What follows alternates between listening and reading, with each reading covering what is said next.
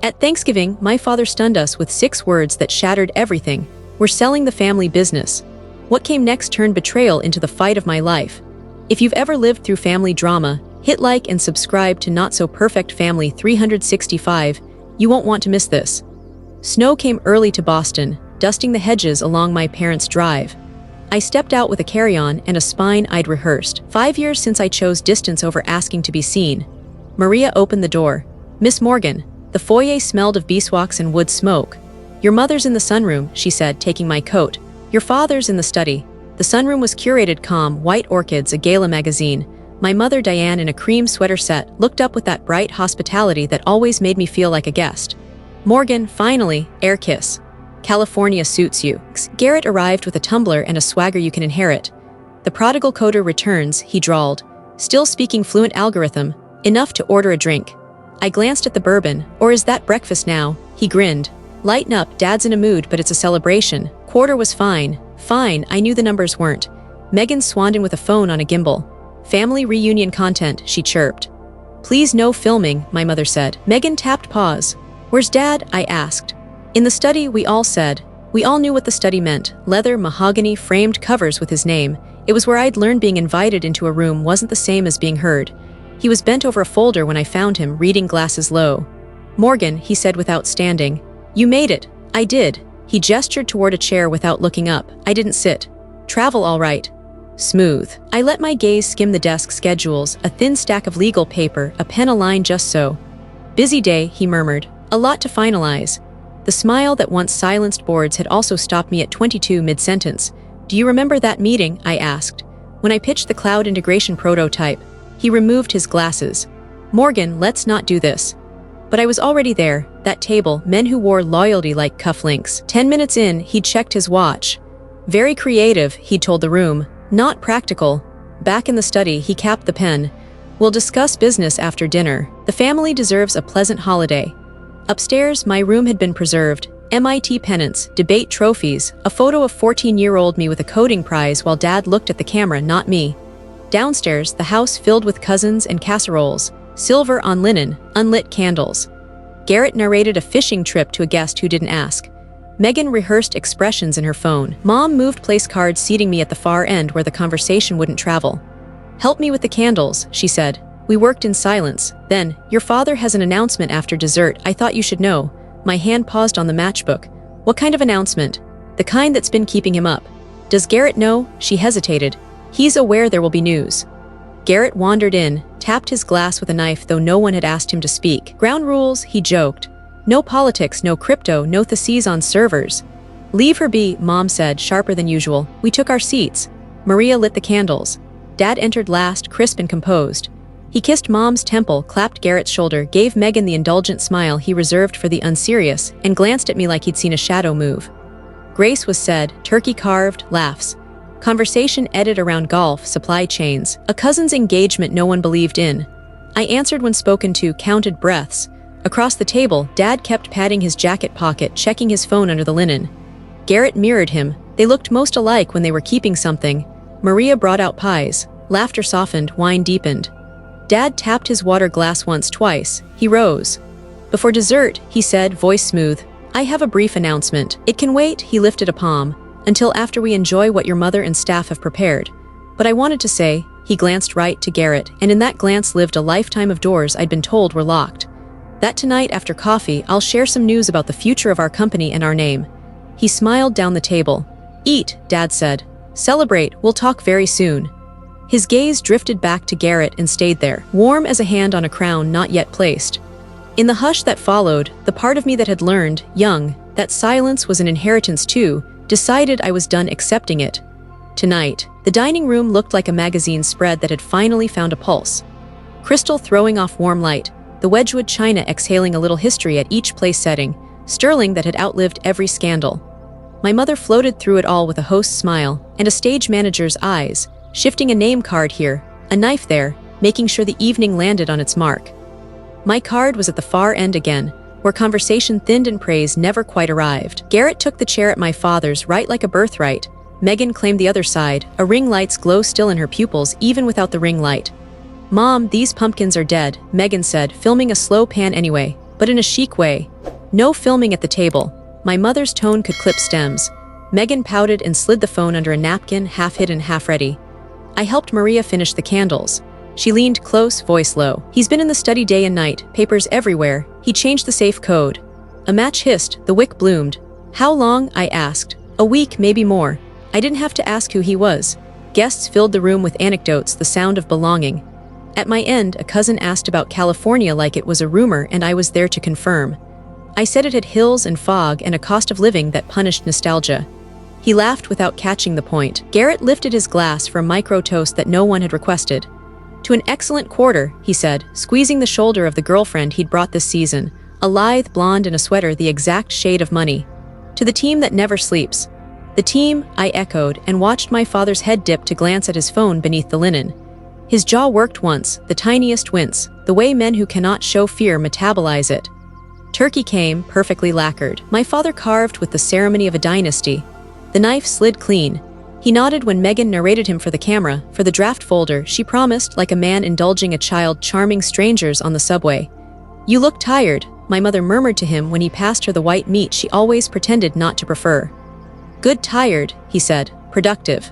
He wiped the blade, slid the fork under a breast with surgeon calm, and looked past me as if a plane were crossing some private sky, only he could see. Conversation rose and fell around yacht clubs, a neighbor's divorce, Boston real estate, the way priests trade miracles. I lifted my glass when appropriate, and let all of it run past like a river. I'd learned not to fight. And then, like it always does if you leave it alone long enough, memory reached up and took my hand.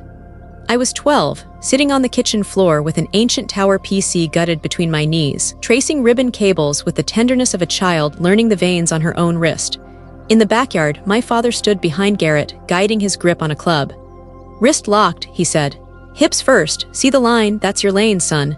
Later, he'd come in and find me on the floor and say, you'll make a very clever assistant someday, Morgan. It wasn't cruel. It was worse. It was sincere. Maria cleared soup bowls and replaced them with salads jeweled with cranberries and candied walnuts. Megan whispered, this is very aesthetic, and captured a surreptitious photo when my mother wasn't looking. Garrett talked about a client he'd closed, whose CTO had been the one to call me last spring, asking for a second demo of a platform he didn't know I'd built. Are you still freelancing? The cousin tried again. Something like that, I said. My mother hosted the ritual she loved best, Gratitude Round.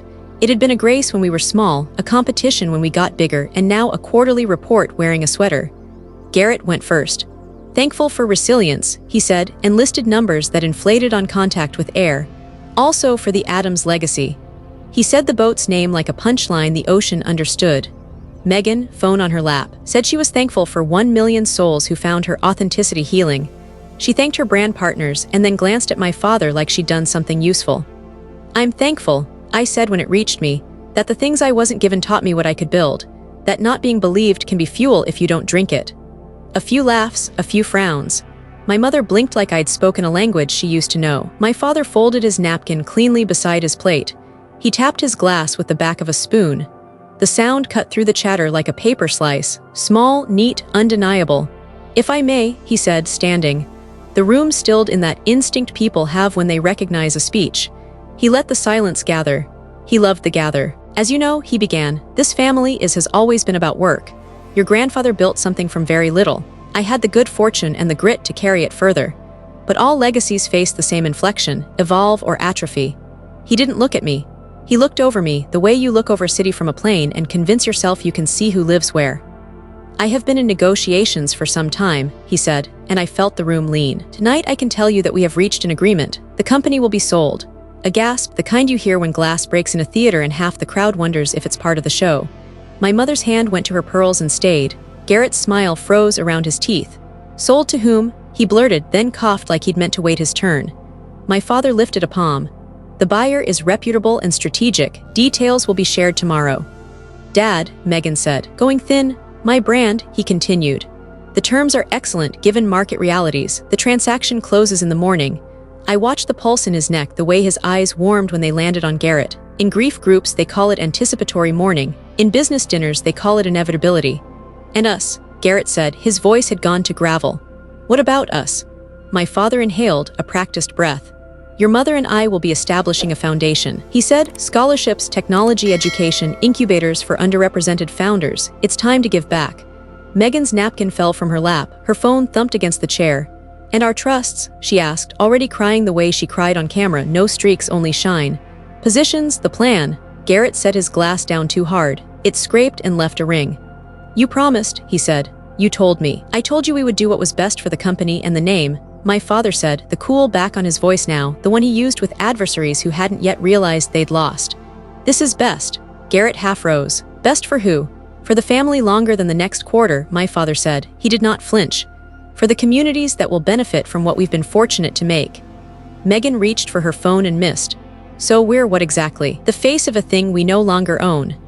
My father looked to my mother, as if the right phrasing might be on her lips. She stared back, mute, hands pressed flat against the linen like she needed to feel a surface to stay upright. He took another breath, the kind you take before walking into wind. I want to be very clear, he said, eyes sweeping the table in a way that seemed to land on each of us and also no one. There will be no distribution to the children from this sale. The proceeds are committed. Your livelihoods, your futures, those are your responsibilities. If you wish to work, you will work. If you wish to contribute, you will find ways to contribute. The chandelier hummed. Somewhere far off, a siren passed, then decided it wasn't needed here. Garrett's chair scraped. You can't do that, he said, laughable and dead serious. You can't just... I can, my father said softly, which was always when he meant it most. Megan wiped at tears that hadn't fallen yet. Dad, say something else, please. He looked at us, his son with the name, his daughter with the audience, his other daughter at the end of the table where the air was colder, and let the sentence fall like a gavel you couldn't see. The room fractured in an instant. Crystal rattled, silverware clattered, voices rose and collided like glass in a storm. Garrett slammed his fist against the table so hard the candlesticks shook, red wine bleeding into the linen like a wound. You can't just erase us, he barked. I gave 10 years to this company. 10 years, Dad. My father didn't blink. His knife lay poised across the plate, a general's baton after a battle. You gave a presence, Garrett, not substance. There's a difference. You promised, Garrett's voice cracked. You said the company would be mine. Megan, mascara already smudging into cinematic tears, angled her phone back toward herself. Oh my God, this is insane, she whispered, narrating live to an audience of strangers. My dad just said we're getting nothing. Turn that off, my mother snapped, snatching for the phone with surprising speed. Megan jerked it away, clutching it like a lifeline. It's my brand, Mom. Do you want me to tank my engagement? This is real, this is raw, my followers will eat this up. Stop performing, my father cut in, voice low but deadly. This is not a spectacle. Funny, I said quietly, laying down my fork, because you've always treated family dinners like a stage. The table froze. All eyes shifted toward me, like they'd only just remembered I was in the room. My father's head turned, slow as a compass needle, and landed squarely on me. You have something to say, Morgan.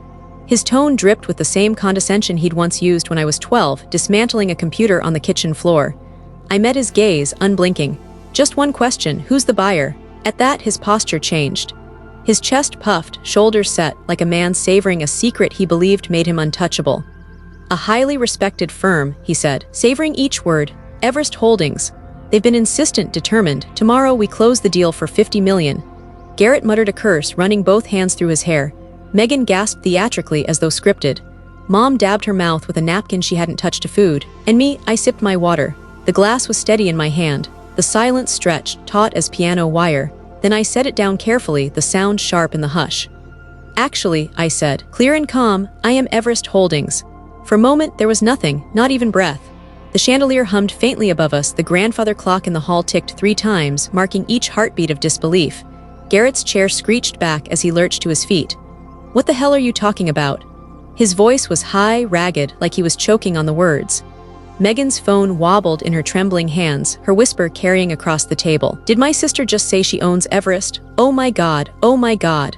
My mother's wine glass tipped, empty now, but she reached for the bottle as if it could steady her. My father stared at me, confusion flashing to disbelief, then hardening into something colder. Don't be absurd, he said finally, though his voice had lost its edge. Everest Holdings is run by an investor named Emmy Stone.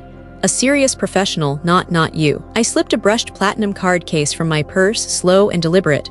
Drew out a single card with the Everest logo etched across the front. I slid it down the linen toward him. M. Stone, I said softly. Morgan Elizabeth Stone, my name, my company, my rules. The card lay between us, a blade gleaming under candlelight. My father's hand hovered above it, then snatched it up. His lips moved silently as he read. His face paled. Around the table, no one breathed. Garrett's knuckles whitened around his glass. Megan's phone caught it all, her followers likely frothing in real time. Mom stared at me as though seeing a stranger. Finally, Dad's voice broke the silence, rasped and incredulous. "You," he swallowed hard. "You've been plotting against us all this time." "Not plotting," I corrected, calm as a surgeon. "Building, while you dismissed me, while you handed titles to Garrett, while you laughed at my ideas. I built something bigger than you ever imagined. And now," I leaned forward, meeting his eyes, letting the truth fall between us like thunder. "I own you." The room erupted, Garrett shouting, Megan sobbing, Mom's voice sharp with panic. But all I heard was the clock, ticking steady. Each beat was a decade of silence breaking, each second the inheritance I had taken back for myself. And across the table, my father gripped the card like it might burn through his skin, his eyes narrowing with the first flickers of a storm I had waited my whole life to unleash. I left Boston with a laptop, a backpack, and $5,000 that felt like a dare. San Francisco met me with a crooked studio over a nail salon and a view of an alley that was honest about what it was. I learned the schedules of the buses and the rats. I learned that if you eat enough instant ramen, your body will start negotiating with you like a union. Day jobs first, 2 contracts that paid late and 1 that never did. Nights were the real work. A whiteboard scavenged from a closing coworking space, an air mattress that wheezed when I turned, a file on my desktop labeled middleware V0 that grew the way vines do when no one is watching. I kept a spreadsheet of every breakdown I'd ever seen inside my father's product. Brittle ETL, orphan tables, swaggering custom jobs that collapsed under load. The fix was neither magic nor moonshot. It was humility, teach old systems to speak cloud without asking them to become something they aren't. I met Isabella through drywall, the kind of neighbor who plays records too loud in order to have something to apologize for. She worked 3 shifts and still found jokes inside them. We traded favors. I fixed her router. She taught me which cheap coffee wouldn't set your heart on fire. "You going to tell them?" she asked once, wine between us in chipped mugs. "Your family, what you're making." "When it matters," I said, "or never." The first client was a logistics startup bleeding money because their warehouse system refused to talk to anything built after 2004. Their CTO wore skepticism like a wedding band. "We tried bodies," he said. "We tried money." "Try the right interface," I said. He smirked, then watched, then shut up. 2 weeks later, orders reconciled in minutes instead of hours. When the check cleared, I didn't celebrate. I hired 2 people I couldn't afford. I named the company Everest because I wanted something that lived above weather. I named myself M. Stone because anonymity can be armor and a dare both. The bank didn't care what the M stood for. Clients didn't either, not when their jobs stopped failing at 2:00 a.m. Growth was not a montage. It was a string of small humiliations. A payroll run I covered with a credit card. A lease signed with a pen I had to borrow. A recruiter who told me to put a man in the room if I wanted credibility. Every win was a negotiation with the next cliff. We made our own odds with documentation that could be read and code that could be loved. Venture money came sniffing the way it always does when a rumor survives long enough to be believed. A man in a jacket that cost more than my rent offered a term sheet and a board seat with a smile sharpened to a point. "We can professionalize you," he said.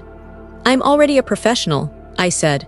We took a smaller check from someone who understood the difference between governance and a leash and kept majority control. The platform matured into something that didn't embarrass me when I looked at it in the morning. We called it Bridge because marketing wanted one word, and I didn't have energy to argue. 10 employees became 20, then 30. I bought a second whiteboard and a couch no one sat on because sleeping at the office had stopped being a brag and started being a mistake. On weekends, I read filings. The companies my father mocked as vendors were public, Nexus Technologies, Data Stream Solutions, Techer Industries, and each was a house with a mortgage it barely paid. I learned their quarters and their cycles, their soft spots and their pride. McKinsey Manufacturing and Westfield Distribution, my father's 2 biggest clients, telegraphed trouble with the same language all big clients use. Delayed payments, strategic reevaluation, requests for discounts they called partnership. Strategy isn't chess, it's plumbing. If you control the valves, you decide the pressure. We built relationships with the people who actually fixed things, not the ones who got quoted in trade magazines. When Nexus needed a bridge round, we didn't posture, we let it. When Data Stream's founder wanted out, we bought her out clean and kept her people. When Techer missed payroll, we covered it, took warrants, and quietly rebuilt their broken scheduler so they could pretend they'd done it themselves. Why these? Priya, the CFO I stole from a company with less imagination, asked one night as we ate takeout over a spreadsheet that looked like a skyline. You could buy pretty. Pretty won't move the water, I said. These do. I didn't say the other part out loud, that the pipes they fed into had my father's name on them, that if I could hold the inputs and the outputs, the middle would eventually stop believing it was the whole. We quiet acquired a minority stake in Mackenzie through a fund that didn't have my name on it. We took a position in Westfield's debt that came with covenants written by a lawyer whose sentences were knives. I insisted on distance. I insisted on deniability. If anyone traced anything back, they'd find stone before they ever found atoms. The first time a journalist called asking to speak to MS Stone, Isabella picked up my office line and said, "She's out of pocket," which was technically true because I was under a desk fixing a switch that had decided it hated its life.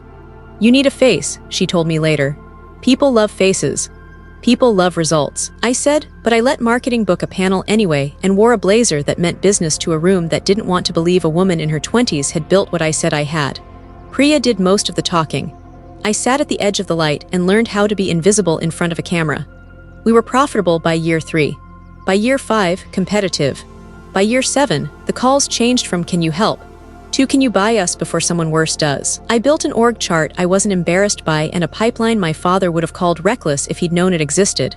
He didn't. Every holiday call blurred into pleasantries. "Still doing your computer thing?" he'd ask. "Still doing your business thing?" I'd answer. The year before Thanksgiving, Priya dropped a thin folder on my desk and waited while I read. Phantom vendors. Duplicate invoices. Transfers that walked like consulting fees and talked like theft. The IP logs were sloppy. The timestamps were ugly. The amounts, 300,000 give or take, were enough to be serious and just shy of what causes auditors to sprint. "Who?" Priya asked, though her face said she already knew. I closed the folder and saw my brother's office through the glass walls of a building I hadn't stepped into in a decade. "We accelerate," I said, "before the hole gets deeper." "Are you sure about the timing?" Priya asked. "It's theatrical." "I'm sure about the audience," I said. "And the stage." 6 months later, an envelope skated across my desk, the last signature in a line of signatures that had cost me sleep and pieces of myself I would reclaim later. My assistant knocked, smiling the way people do when they sense a pivot. "Travel is set," she said. "Do you want the team in Boston?" "No," I said, seeing the house I grew up in, the door everyone used except me. The study that turned truth into policy. "This part is mine." I sent the anonymous proposal that would let the Adams name survive, watched it land and watched it be dismissed without a real read. Pride is a firewall until it's a trap. On a Tuesday in November, a jet idled while I closed my laptop. I picked up the brushed platinum card case with the Everest logo and slipped it into my bag. The phone buzzed. Priya again. "Final confirmation," she said. "Stake levels are as planned. Nexus, data stream, Tecker on the supply side, Mackenzie and Westfield on the client side. If someone squeezes the middle, they'll feel my hand," I said. "And your family?" she asked softer. "They'll feel it first." I walked toward the tarmac, past noise-canceling lives and men in fluorescent vests waving wands like they were conducting a piece only they could hear. Halfway up the steps, my phone vibrated again, an unknown number from Boston. I almost let it go to voicemail. I answered. A familiar voice, hushed with triumph, came through a half-second late over a line with money in it. "Tomorrow after dinner," my father told someone who wasn't me, not knowing I was there. 50 million. Everest is insistent on the terms. "Good," the other man said. "Very good." I smiled into a wind that smelled like jet fuel and winter. "Very good," I echoed, and closed the door behind me. The week before Thanksgiving, my office in San Francisco glowed with twilight. The bay outside my window was a sheet of hammered silver, restless, reflecting nothing clearly.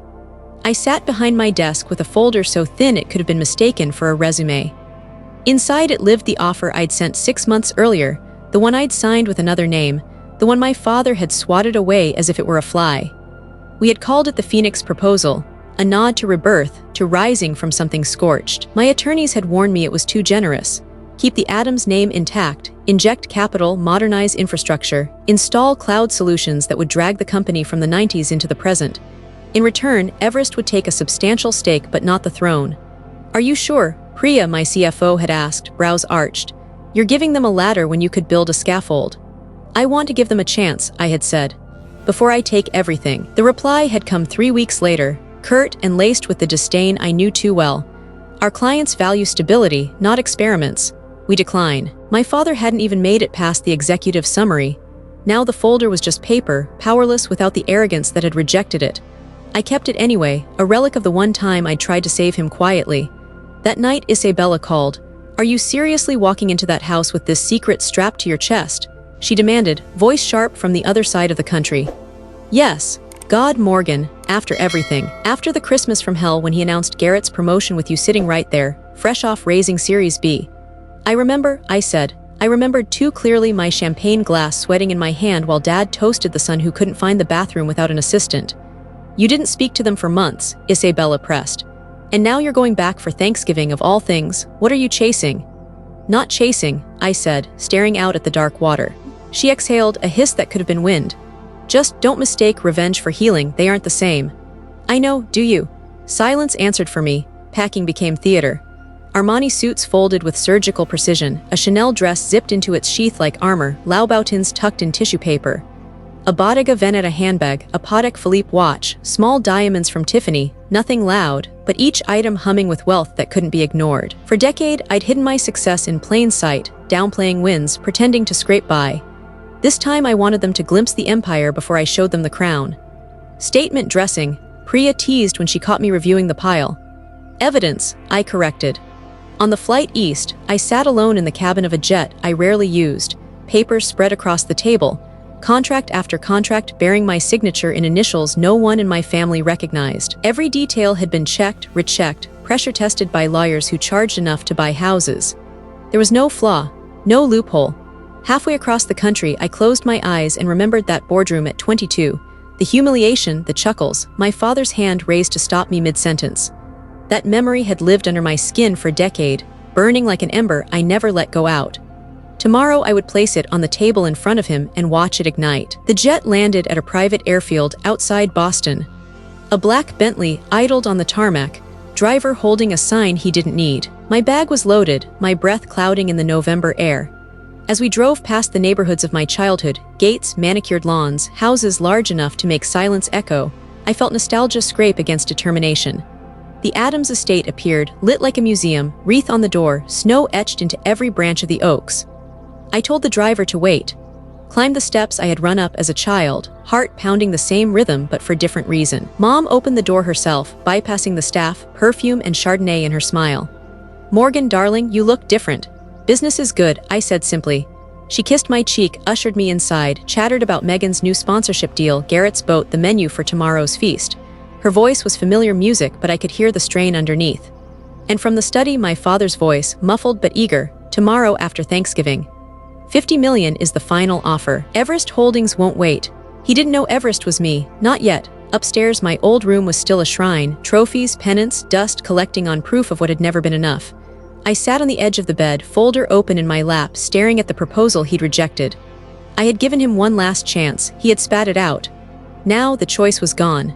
The phoenix would still rise, but it would not carry him.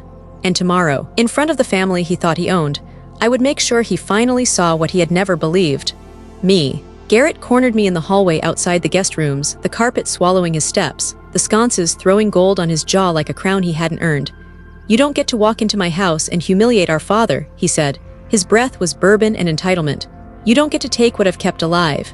"You kept a chair warm," I said. "There's a difference." He laughed, short and mean. "I stayed, Morgan. When you ran west to prove a point. I did the dinners, the golf, the client retreats. I kept relationships. That's what leadership is, presence. Presence doesn't reconcile ledgers. What's that supposed to mean? It means the books tell a different story." He tried to grin, but the edges of his mouth trembled. "You're bluffing." "Sit," I said, opening the door to my old room because if we were going to do this autopsy, we might as well do it where I learned anatomy. He stayed standing, a posture he mistook for power. I placed a manila folder on the desk. He didn't touch it. I opened it for him. The first page was a list of vendors. 3 circled in red: Hawthorne Consulting LLC, Beeline Systems, North Shore Analytics. "Never heard of them," he said too fast. "You created them," I said, sliding over the Massachusetts filings. P.O. boxes, burner numbers, the works. Payments totaling $304,862.17 over 30 months. He snorted. "If you're going to invent a number, at least make it round." "Embezzlers count pennies," I said. "Auditors too." I turned the page. "Here are the wire confirmations. Here are the timestamps. Here are the IP logs from the accounting system, originating from your office on nights you stayed late to save the quarter. And here," I slid the last sheet across the desk, "is a beneficial ownership form for Sable Reef Holdings. established in Belize 27 months ago. Guess whose passport was used to open the account? He didn't look. He stepped closer until the bourbon was a room of its own. You think you're bulletproof because you made some money and learned to pronounce your watch.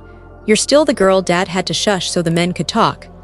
I'm the girl who learned to listen while the men talked, I said, and the woman who rewired the building while you napped in your corner office. He reached for the papers at last, hands unsteady. As he scanned them, his face blanched, then flushed, then settled into the hard, expressionless mask he'd copied from our father. This is nothing, he said. Every company has consultants. You don't understand the real world. Consultants who share your home address, I said quietly, who cash out to a bank that traces to an island account you control. He dropped the pages like they burned. You don't get to police me. I don't need to. The U.S. Attorney's office would be thrilled to do it for me. I stacked the documents again, squared the edges. Here's what's going to happen. You resign, you repay the money within 6 months. You accept a quiet exit with a statement about pursuing further education. I've even lined up an MBA program that might teach you the basics you skipped. In return, I keep this out of court. His mouth twitched. You're blackmailing me. No, I said, protecting the company during a fragile transition. The alternative is discovery, press, handcuffs, Dad's name and headlines he can't survive. He looked toward the window, toward the dark lawn and the snowlight that made everything look cleaner than it was. You set this up, he said softly. You've been setting this up for years. I set up a future where competence matters. Your choices set up the rest. He clenched his fists, unclenched them, then laughed without humor. You always wanted to be Dad, he said. Now you're him. I wanted to be heard, I said. You'd be surprised how quiet power can be. A soft knock sounded and the door eased open 3 inches.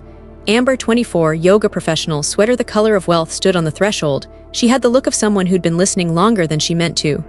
Garrett, she said, voice small. Is this true? He spun. Get out. Her eyes flicked from his face to the folder to mine, something steeled in her. I can't be part of this, she said. I thought, she stopped, swallowed. I thought you were better than your stories. Don't be dramatic, he snapped. This is family. That's the problem, she whispered and closed the door behind her.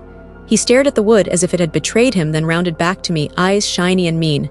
You did that, he hissed. No, I said. You did. He moved so fast the lamp on the desk rattled. He planted his hands on either side of me, too close. You think you can erase me, he said. You think Dad will sit for this. He'll destroy you. Dad agreed to a sale, I said. He'll accept the terms or wear the consequences, same as you. He searched my face for a flinch. When he didn't find one, something in him broke sideways. You want terms? He spat. Here are mine. You give me a title I can live with, you keep your mouth shut, and you remember I know where the bodies are buried. Then dig them, I said, and felt the steadiness I'd earned molecule by molecule rise in my throat. But bring a shovel for your own. He went very still. You don't know who you're playing with. I do, I said. A firstborn son who believed being picked was the same as being worthy. For a second, the boy he'd once been, the one who waited at the back door for Dad's headlights, who believed any minute he'd be invited onto the green, stared out through the man's face. Then the mask dropped. He stepped back like he'd remembered our mother might hear and kicked the folder instead, pages fanning across the rug like birds scattering under a gunshot. This isn't over, he said, and yanked the door open. From the landing, a metallic click, a phone camera waking, cut the air.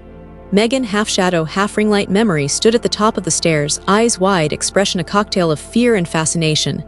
Were you recording? Garrett barked. She blinked. Should I be? Don't you dare, he said, and barreled past her down the hall, the slap of his palm against the banister loud as a verdict. I knelt, gathered the papers, smoothed the wrinkles. Somewhere below, a door slammed, the study, probably, and our father's voice rose, muffled and furious. In the long mirror by the dresser, my reflection looked back at me. Hair pulled tight, eyes calm, hands steady. The sound of footsteps approached again, lighter this time, urgent. Megan slipped inside and shut the door with a careful click. I didn't post, she said before I could speak, but I think you should see something. She slid her phone across the desk. On the screen, a notification banner scrolled up from a name I hadn't expected to sting. Isabella, you're trending, the text read, and you've got a leak.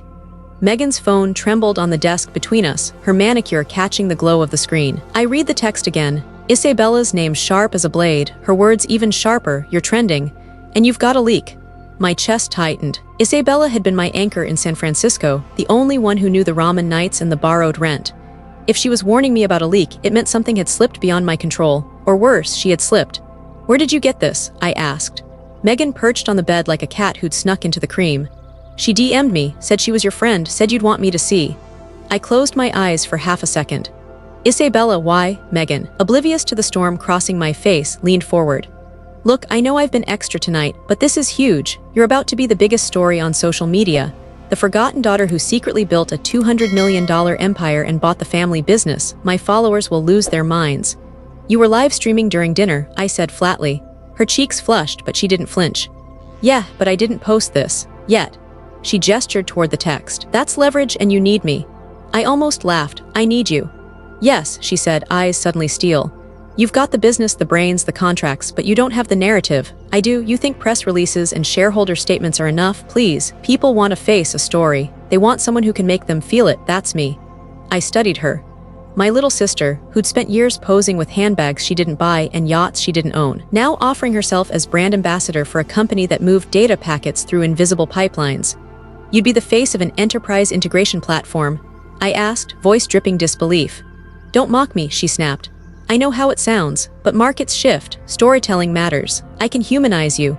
I can make you more than the cold, mysterious CEO in the shadows. People will root for you if I tell them to.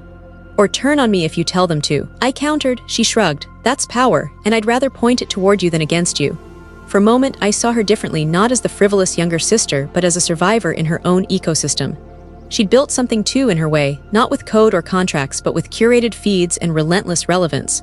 We were more alike than I'd ever admitted, and that realization stung. What do you want, Megan? I asked quietly. An official role, brand strategy, ambassador, whatever you want to call it. I'll spin this story in your favor. In exchange, I stay relevant and I stay rich. And if I say no? She held up her phone, screen lit with half-typed captions. Then the internet hears everything raw, the betrayals, the embezzlement, the boardroom humiliation. You'll win the company, but you'll lose the war of perception. It was blackmail dressed in designer jeans. I pinched the bridge of my nose, exhaustion threatening to break through my composure. You realize you're gambling with the family name too, right? You torch me, you torch yourself. She tilted her head, hair swinging. Maybe, but drama feeds followers, and followers feed deals. I'll survive. We sat in silence, the old bedroom heavy with dust and history. On the desk, the trophies of my childhood stared back, debate medals, coding awards, reminders that proof had never been enough for my father. Now here was Megan, offering a different kind of proof, one that didn't live on ledgers but on screens. Finally, I said, I'll think about it. But if you betray me... Relax, she cut in, smirking. I only betray people who can't keep up. You're ahead of the game. She stood, smoothed her dress, and headed for the door. Get some sleep, sis. Tomorrow's going to be historic. When the door clicked shut, I stared at Isabella's text glowing on the screen. Trending, a leak. My empire had been built in silence, but silence was no longer mine to keep. Downstairs, I heard Dad's voice rise in the study. Garrett's reply sharp and ugly, Mom's tone frantic between them.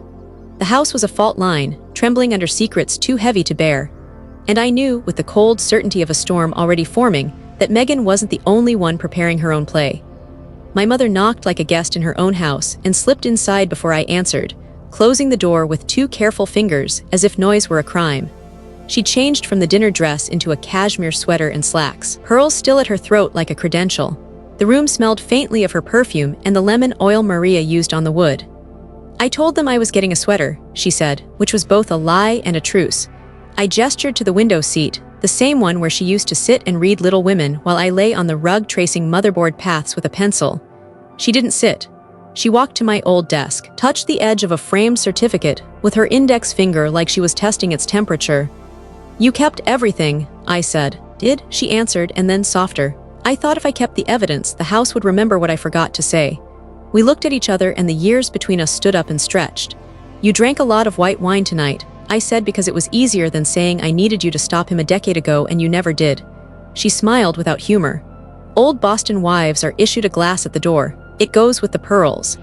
Her gaze slid to the mirror, came back to me. It took the edge off the sound of your father telling my children they would get nothing and calling it philanthropy.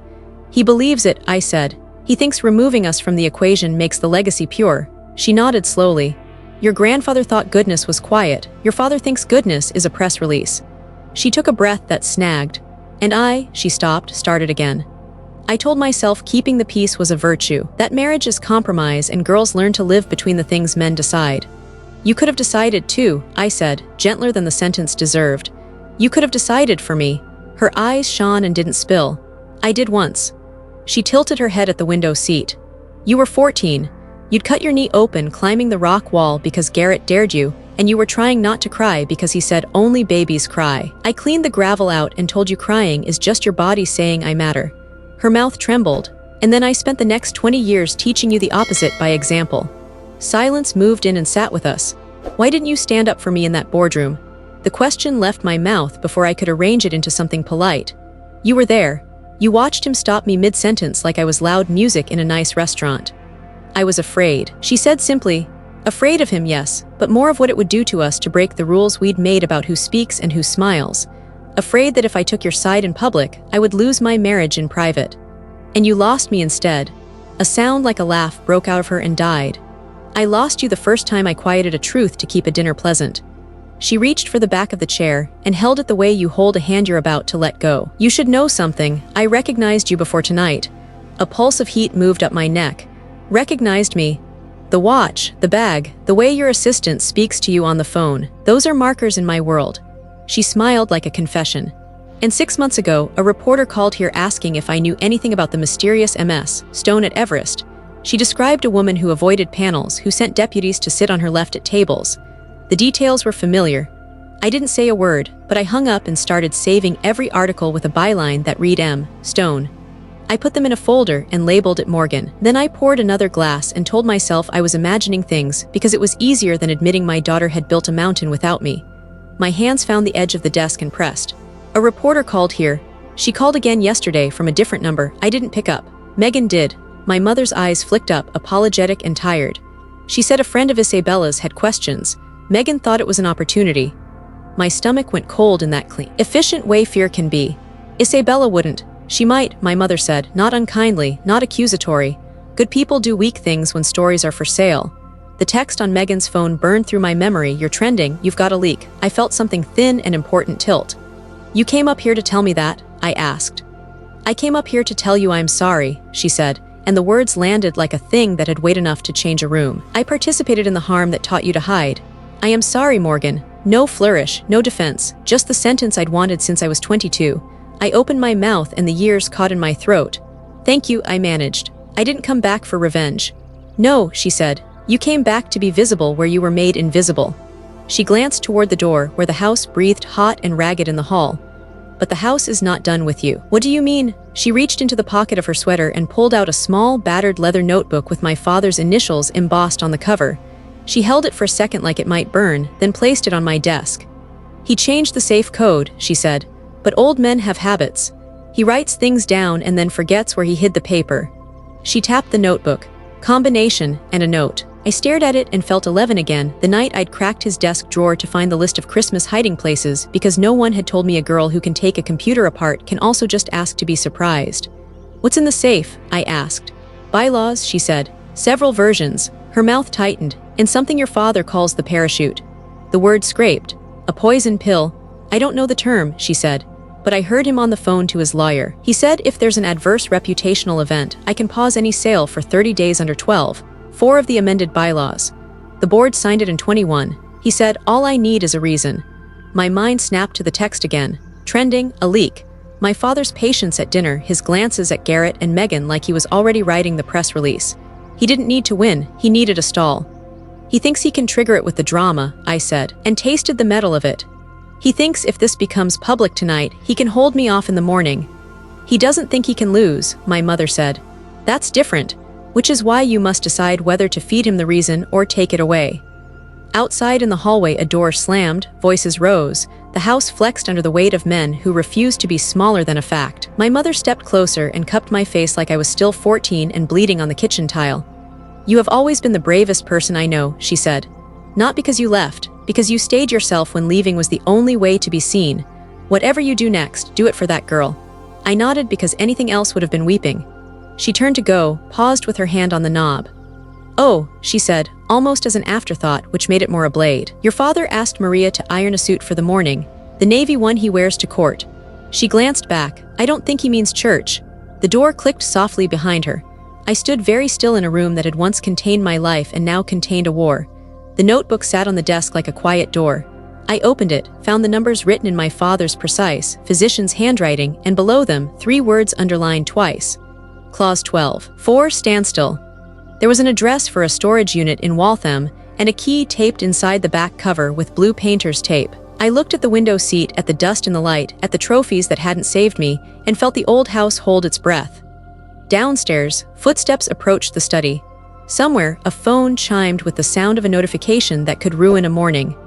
I slipped the notebook into my bag and headed for the hall. If he wanted a reason, I was going to choose which one he got. Study smelled of cigar ash and old leather, the kind of room built to intimidate. I'd stood outside that door 1,000 times as a girl, waiting for permission that rarely came. This time I opened it without knocking. My father sat behind the mahogany desk, the Addams family crest gleaming on the wall behind him. Papers were spread across the blotter like fallen soldiers, and an empty glass of scotch stood at his elbow. His face was lined, but his spine was still straight, as if posture could disguise defeat. "You don't knock now," he asked without looking up. "You lost the right to that courtesy," I replied, stepping inside. He lifted his eyes then, cool and assessing. "My attorneys confirm the sale is binding. The board voted unanimously." His lips pressed thin. "I underestimated you." "No," I said, staying on my feet. "You ignored me, there's a difference." His gaze flicked to the chair across from him, a silent command. I remained standing, leaning against the edge of his desk, a quiet act of defiance. His jaw tightened. He noticed the shift in power, even if he wouldn't name it. "50 million, he said. "You're overpaying for something worth 72, maybe more." "Overpaying," I echoed. "Dad, the company's been hemorrhaging clients, outdated tech, a bloated org chart. Your valuation is nostalgia, not reality. You should be thanking me for making an offer at all." He flinched, just slightly but enough. "Is that what you call this, a daughter buying her way into respect?" I felt the ember of rage, familiar and hot, but I kept my voice even. "Respect isn't bought, it's built. You taught me that, even while you denied me the chance to prove it." For the first time, his eyes softened, just a flicker, then he shook his head. "I thought I was protecting you from failure. 90% of startups fold. I didn't want to watch you burn." "You didn't protect me," I said, sharp now. "You smothered me. You kept me out of meetings, dismissed my ideas in front of the board, handed titles to Garrett while telling me my degree was just academic nonsense. That wasn't protection, that was control." The words landed, his shoulders sagged. "Maybe I believed too much in the firstborn son." "Belief isn't the word," I said. "Blindness is." I pulled the folder from my bag and laid it open on his desk. His eyes skimmed the contents, and his face drained of color. "Garrett's fake vendors. The transfers, the offshore account. This is impossible," he whispered. "It's fact," I said coldly. 300,000 siphoned off the company. "Do you know how long he's been bleeding you? 3 years, maybe longer." He pressed a hand to his temple, the weight of betrayal sinking into him. "My own son, your golden child," I said, the bitterness too sharp to stop. "The heir you crowned while dismissing me. He's been robbing you blind while you toasted him at Thanksgiving." For once, he didn't have a retort. He slumped back in his chair, smaller than I'd ever seen him. "So both my son and my company were failing, and I didn't see it." "Not blind," I said softly, "just looking in the wrong direction." The silence between us was heavy, decades of mischances pressing down. He broke it first, voice rough. "What happens to me now? Do I disappear while you play conqueror?" "No," I said. "I'm offering you a role, chairman emeritus. No operational authority, but a seat in office and respect. You'll advise on client relationships. Symbol, not power." His eyes sharpened. "A figurehead. A respected advisor," I countered. "Full benefits, generous compensation, or nothing, your choice." He stood, walked to the window, stared out at the manicured lawn. His back was rigid, his hands clasped behind him. For the first time in my life, he looked old.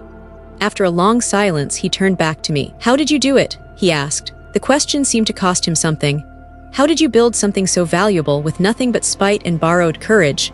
I told him about ramen nights, about cold apartments and cheap coffee, about building a platform that solved a problem everyone had and no one had fixed, about reinvesting every dollar, about refusing to quit when the world thought I would.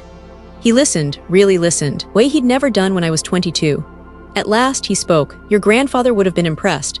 The words cracked something inside me, not forgiveness, not even peace, but acknowledgement, the thing I'd starved for. He extended his hand across the desk. "So, Chairman Emeritus." I looked at his hand, then at him. After a beat, I took it. His grip was firm, steady, surrender disguised as partnership. "Welcome to Everest Holdings, Dad," I said. His eyes glinted, not with defeat, but with something new.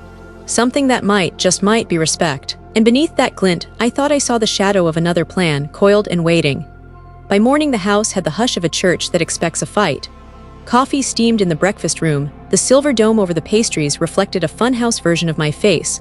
Longer, sharper, more certain than the girl who'd left this place with $5,000 and a vow. I called the meeting myself. No invitations, just names. Garrett came in first, hungover defiance in a suit he hadn't earned. Megan followed with under-eye patches and a fresh blowout, the phone laid face down like a promise she wouldn't keep. My father arrived last, navy suit, crisp as a court date. My mother hovered by the sideboard, not sitting until the rest of us did. I didn't take the head of the table. I stood at the end and let the light behind me do the work. "This is simple," I said. "We have 2 hours before the announcement. We use them." Garrett slouched. "Your coronation speech, queen of spreadsheets." I opened a folder and slid it halfway down the table, just enough for him to see the headline page he'd met last night in my old room. He straightened, jaw tight. "Garrett," I said, "you'll sign a resignation effective immediately. You'll repay $304,862.17 within 6 months. We've prearranged a structured note at Prime +2. You'll enroll in the Executive MBA at Babson. If you complete it and make restitution, we'll revisit a role in 3 years, back office. No spend privileges." He laughed once, a breath through his nose that never became humor. "And if I don't? Then counsel files a criminal referral at noon. Your choice isn't between humiliation and dignity, it's between rebuilding and handcuffs." His eyes flicked to our father. The man at the head of the table did not blink. Something in Garrett sagged like a tent when the wind changes and then stiffened out of muscle memory. "Fine," he said, "but I won't say you did me a favor." "You won't need to," I said. "You'll show it." I turned to Megan. "You'll come on as director of narrative, contractor, not employee. You'll complete media training. You'll follow a content calendar, pre-cleared by legal and comms. No live streams from family dinners. No leaks. You will not weaponize our surname for engagement." She made a face. "That's literally what an influencer does." "Then learn a different verb," I said. "You're good at story. Prove you can be responsible with it." She chewed her lip. Comp, retainer plus performance, and equity that vests if you don't burn down the building." A long beat, she nodded. "Deal." Then softer, "Thank you." I faced my father. "You'll take chairman emeritus as discussed. Office, stipend, no authority. You'll introduce me at the town hall next week and tell the staff what you told me yesterday, that your daughter outbuilt you. They deserve to hear it from you." He sat very still, a painting of a man remembering how to breathe. "You always did like writing my lines." "I learned from the best," I said, "and I have one of yours." I took the leather notebook from my bag and set it on the table between us. His eyes flickered, then hardened like cooling steel. "Where did you get that?" he said, not a question. "Mom found your habit." I flipped to the page with his neat physician's hand. Clause 12, 4, standstill. "You amended the bylaws in 21. If there's an adverse reputational event, the chair can pause any transaction for 30 days. You plan to pull the parachute if this got messy." His mouth compressed. "Fiduciary tools aren't sins." "No," I said, "but intent is." I slid a photocopy toward him, the safe's pages, already scanned, already emailed to counsel. "You were going to use the drama you created to stop the deal you negotiated. You don't get to set the fire and call it weather." Silence took a seat. My mother's hand found her coffee cup and didn't lift it. My father didn't reach for the papers. He looked at me instead, gaze scaled to the daughter he'd refused to measure. "You think I'm the only one who knows how to use pressure," he said quietly. "You're not naive enough to believe the world will applaud you for buying your father. All they need is a story that makes you monstrous. One clip, one leak. 30 days? The board voted," I said. "Your lawyers blessed the docs, the press release is queued. And the market loves a scandal," he said. "You taught me that last night." He turned his palm up. "Do we proceed as partners or as combatants, Morgan?" It wasn't bluster, it was a man naming the weather. "We proceed," I said, "if you don't pull that cord." His gaze held mine a long time. Then he nodded once, almost imperceptibly. "Partners," he said, and extended his hand a second time. I took it. It felt like shaking hands with a loaded spring. We moved to the logistics. Priya dialed in from San Francisco. Legal joined with a summary of closing mechanics. I laid out the structure the staff would hear next week. 60% retention, buyouts for legacy management, immediate investment in product modernization, cross-functional pods to replace fiefdoms. My father listened with an irritated concentration that looked like respect wearing a disguise. Megan took notes in bullet points with hearts next to words like community and story arc. Garrett signed what I put in front of him with the sulky flourish of a boy forging a permission slip. At 8:40, I walked down the hall to the study with the notebook and opened the safe myself. Inside, 3 versions of the bylaws, the board consents, a thin file labeled reputational contingencies, and a folded list of reporters' personal numbers, 3 underlined twice. Without ceremony, I photographed everything and emailed it to counsel with the subject line, "For the record." Then I replaced each document exactly as I found it and shut the door on a past that liked to pretend it was the future. By 8:55, we were back at the table. My phone buzzed with a calendar alert. Press release 9:00 a.m. Across from me, my father's hand hovered over his own phone like a man deciding whether to bless or to ruin. 5 minutes, Priya said in my earbud. Web is ready, wires drafted, town hall invites queued. Megan's screen lit with a cascade of notifications she tried and failed not to look at. Garrett stared at the table as if willing it to open and swallow him. 3 minutes, Priya said. The house felt like a chest breath held. Somewhere, a grandfather clock that had outlived everyone who chose it ticked louder than it needed to. 2, Priya said. My father's phone buzzed once. He didn't move. Here we go, Priya said, sending. And then, mid-breath, every phone on the table lit at once, a carousel of banners and sirens. Megan's hand flew to her mouth, Garrett cursed. My mother whispered no in a voice that wasn't for us. On my screen, a push alert from a Boston business blog. Leaked video, secret heiress claims I own you in Adam's family showdown, sources say Everest deal under scrutiny. A second from a national outlet followed. Who is M? Stone, exclusive, the woman behind Everest exposed by insider. Priya's voice in my ear went thin. Morgan, someone just blasted a clip to the wire and there's a letter from your father's counsel. Clause 12. 4 invoked pending reputational review. 30-day standstill. Across the table, my father didn't look surprised, but it wasn't his face my eyes found. It was the name in the email header Priya forwarded, the source footnote at the bottom of the contingencies notice. It began with a single initial. One I knew. The room imploded in silence. Not the heavy silence of grief, not the uneasy silence of shame. This was surgical, clean, the kind that follows a blade cutting through paper. The leak had a signature. I, Isabella, my Isabella. My neighbor through paper-thin San Francisco walls, who laughed with me over ramen and cheap Merlot, who taught me which brand of coffee wouldn't make my chest stutter. The one who told me not to confuse revenge with healing. She had sold me to the highest bidder. My hand curled around the phone so tight my knuckles bleached white. The alert still glowed. Secret heiress claims I own you in Adam's family showdown. Megan's followers would be dissecting it already, Garrett's old golf buddies forwarding it with relish. And behind it, my father's lawyers sharpening their pens, pointing at clause 12, 4 like it was scripture. You look surprised, my father said at last, voice low, almost indulgent. Did you think you were the only one who could play chess? You didn't leak it, I said, though the certainty tasted bitter. You had someone do it for you. His silence was answer enough. Megan's phone pinged nonstop, a river of notifications. Oh my God, she whispered, eyes wide. The views, the engagement, this is insane. Turn it off, I snapped. But off, Megan, my voice cracked like a whip. She jumped, fumbled, silenced the device, cheeks burning. Garrett leaned back in his chair with a bitter smirk. Guess the queen's crown slipped. Should have known you can't keep allies, even your bestie cashed out. I ignored him, though the words cut. Isabella's betrayal lodged deeper than his mockery ever could. My mother's voice broke through, soft but sharp. Harold, she said to my father, you'll ruin us all with this. He didn't look at her. His gaze stayed on me, steady, satisfied. Clause 12. 4 gives me 30 days. 30 days to let the press cycle burn itself out, to prove my daughter is reckless, vengeful, unstable. 30 days to make the board doubt. You think signatures are iron, they're ink, perception is steel. I stared at him, fury and something colder rising in me. Rather scorch the earth than admit you lost. He smiled faintly. Losing is temporary, control is permanent. I left the table without another word, the air too thick to breathe. Upstairs in my childhood room, I slammed the door and paced until the boards creaked. The notebook lay on the desk where I'd dropped it earlier. The bylaws, the safe, the parachute, my father's last insurance policy. And Isabella, feeding him the match he needed. My phone buzzed again.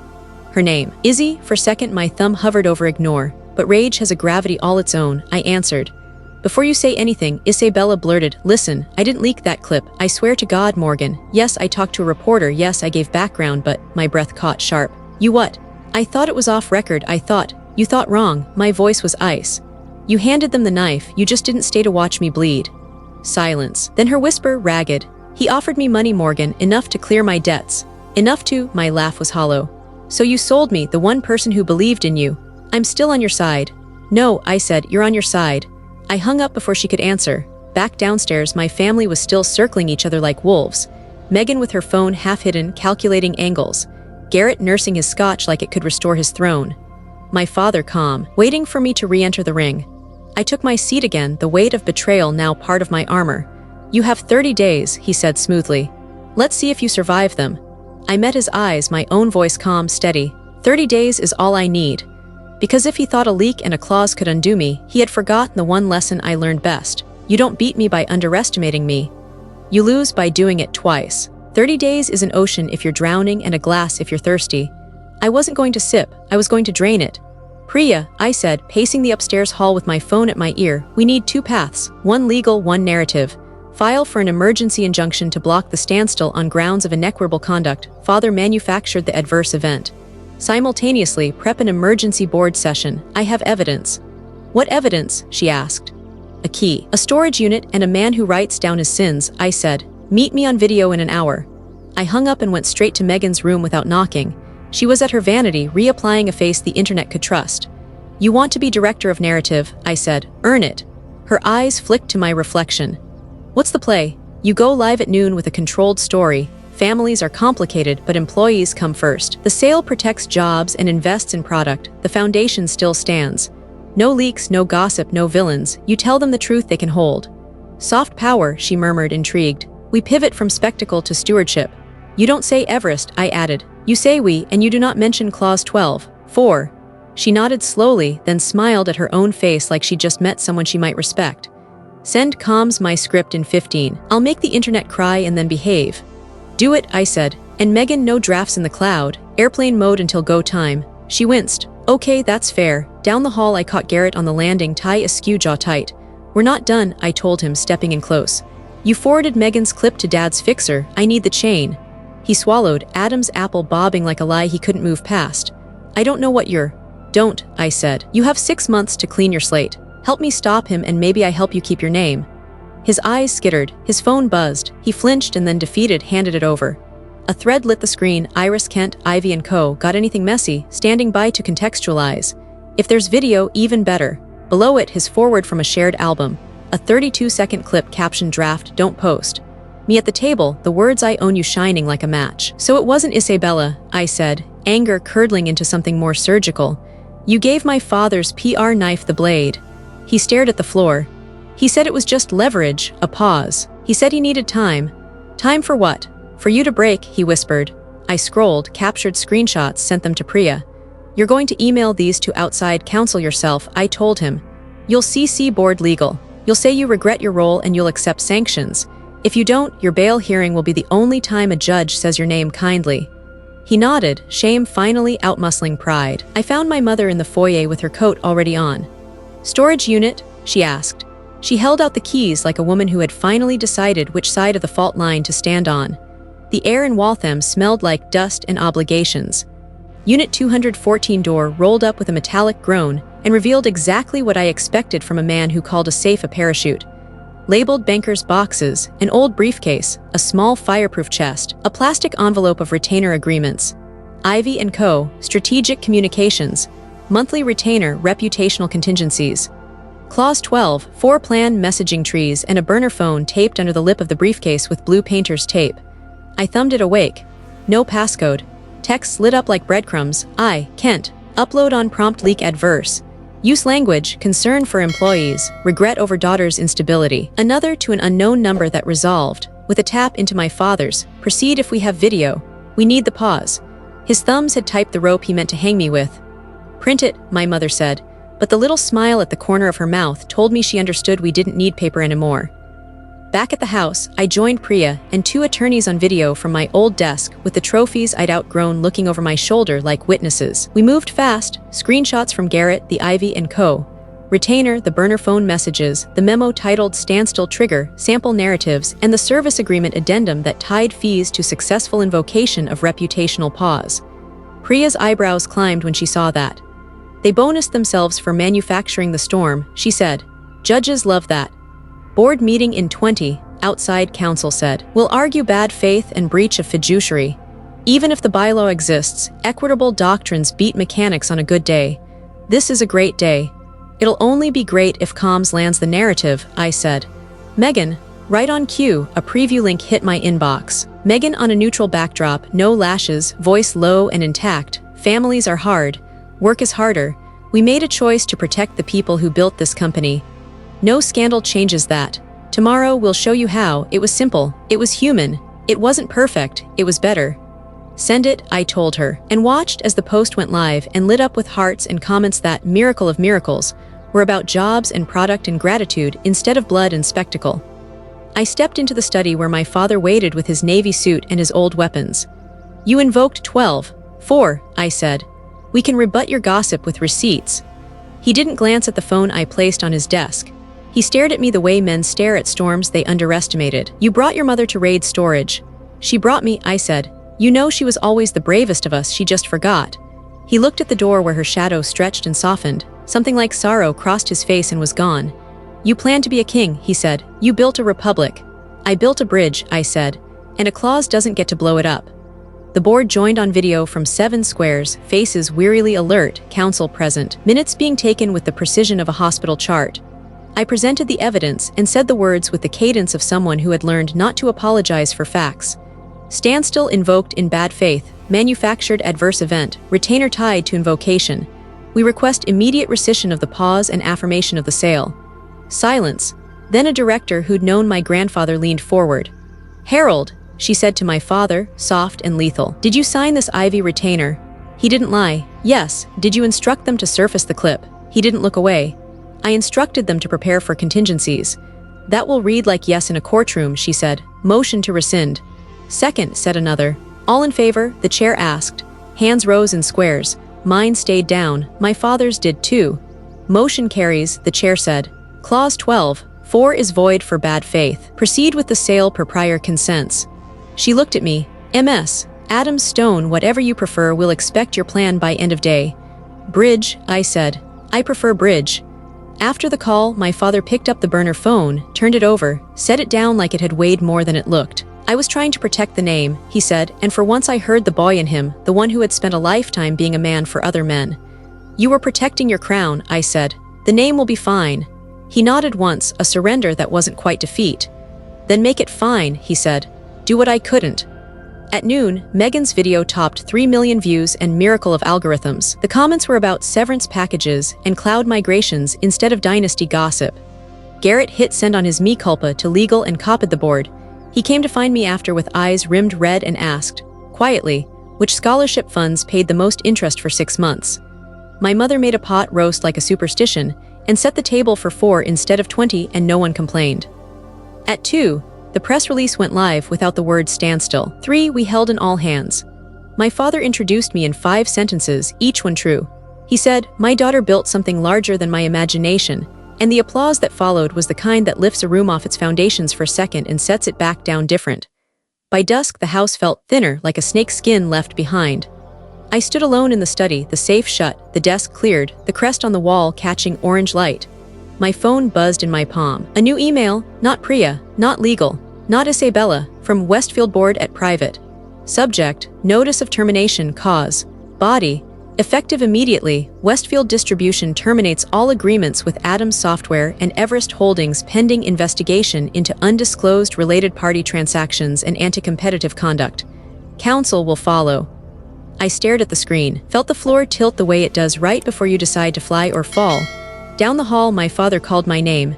In the kitchen, my mother set 4 plates. Upstairs, Meghan's post hit 5 million, then 6. In my palm, the email burned cold. The clock in the hallway struck 6, each chime a reminder. Bridges don't end storms. They help you cross to the next one.